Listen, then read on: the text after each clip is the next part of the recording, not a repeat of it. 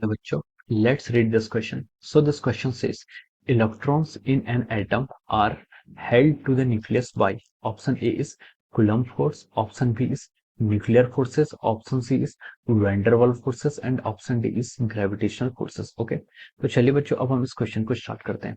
तो देखिए बच्चों, इस क्वेश्चन का जो आपका की कॉन्सेप्ट है, इस क्वेश्चन का की कॉन्सेप्ट हम लिख सकते हैं कि इस क्वेश्चन में हमें क्या फाइंड आउट करना है, जो इलेक्ट्रॉन्स होते हैं एटम से, वो किस फोर्सेस से क्या होते हैं, हेल्ड होते हैं टुगेदर। ओके, तो हमें बताना है यहाँ पर the force between the atom. तो हम इसको क्वेश्चन को लिख सकते हैं यहाँ पर, इसका की concept atomic model. Atomic model is the key concept of this question. हमें यहाँ पर बताना है कि इलेक्ट्रॉन्स और न्यूक्लियस क्या होते हैं, आपस में कौन से फोर्सेस से एक दूसरे से कनेक्ट रहते हैं। So this is our atom, ये क्या आपका एटम है, this is our atoms. Atoms के अंदर क्या होता है, inside there is a nucleus, यहाँ पर आपका न्यूक्लियस होगा और इस पे क्या होंगे, यहाँ पर आपके इलेक्ट्रॉन्स क्या कर रहे होंगे, electrons are revolving around this nucleus. So size of the nucleus, nucleus क्या होता है, न्यूक्लियस का जो साइज होता है आपका, the size of the nucleus is very small. इस न्यूक्लियस का साइज क्या होगा, काफी स्मॉल होगा। And the electrons are revolving around this nucleus, electrons revolve around this nucleus, electrons revolve around the nucleus. ये आपका देखिए, ये आपका क्या है, एटम का मॉडल है। This is the atomic model. ये आपका क्या होता है, एटम्स का मॉडल होता है, जहाँ पर न्यूक्लियस आपका बहुत ही स्मॉल साइज का होता है और all the positive charge of the atom is concentrated in this nucleus only and electrons are revolving around the nucleus. तो this is the atomic model of the atom. ये क्या आपका एटॉमिक मॉडल है।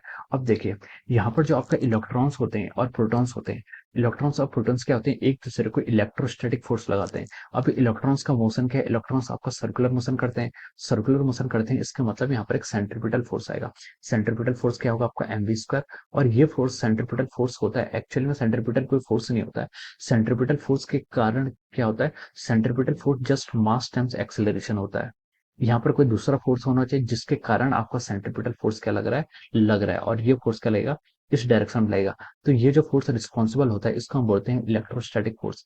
Electrostatic force is equal to Z E into E divide by R square. This is our electrostatic force, that is 1/4 pi epsilon naught times Q1 Q2 divide by R square. ये आपका क्या होता है, electrostatic force होता है। ये electrostatic force यहाँ पर सेंट्रीपिटल फोर्सेस को ला रहा है। ओके, तो हम बोल सकते हैं जो आपका इलेक्ट्रॉन्स और प्रोटॉन्स है, इलेक्ट्रॉन्स और जो आपका न्यूक्लियस है, उसके बीच में कौन सा फोर्स लग रहा है, कुलम्बिक फोर्स या फिर आपका इलेक्ट्रोस्टैटिक फोर्स लगता है। अब क्वेश्चन को मूव करते हैं। क्वेश्चन में उसने पूछा हमसे कि इलेक्ट्रॉन्स के और एटम में और इलेक्ट्रॉन्स और न्यूक्लियस के बीच में कौन सा फोर्स लगता है। तो ऑप्शन ए में लिखा है कुलम्बिक फोर्स। तो ये ऑप्शन क्या हो जाएगा, आपका राइट आंसर हो जाएगा। इलेक्ट्रॉन्स और न्यूक्लियस के बीच में तो कुलम्बिक फोर्स ही लगता है। ऑप्शन बी में बोला न्यूक्लियर फोर्स, ये ऑप्शन क्या हो जाएगा, आपका रॉन्ग हो जाएगा। न्यूक्लियर फोर्सेस आपका न्यूक्लियस के अंदर लगता है, न्यूक्लियस के अंदर न्यूट्रॉन्स न्यूट्रॉन्स है या फिर न्यूट्रॉन्स प्रोटॉन्स में जो फोर्स लगता है, उस फोर्स को क्या बोलते हैं, न्यूक्लियर फोर्स बोलते हैं। ऑप्शन सी इज बोला इसने वेंडरवल फोर्सेस। वेंडरवल फोर्सेस नहीं हो सकता, वेंडरवल फोर्सेस आपके बहुत ही आपके वीक फोर्सेस होते हैं। ओके, ऑप्शन डी में बोला ग्रेविटेशनल फोर्स। ग्रेविटेशनल फोर्स लगता है, लेकिन यहाँ पर मैग्नीट्यूड क्या होता है, इलेक्ट्रोस्टैटिक फोर्स यानी कि कुलम्बिक फोर्स का ज्यादा होता है।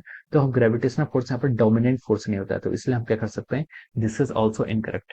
तो हम बोलेंगे यहाँ पर जो आपका करेक्ट आंसर होगा इसके corresponding, option A is the correct answer of this question. यहाँ पर क्या होगा आपका, ऑप्शन ए करेक्ट आंसर होगा। Okay, option A will be the right answer of this question. So I hope you all understood this concept. All the best and thank you so much.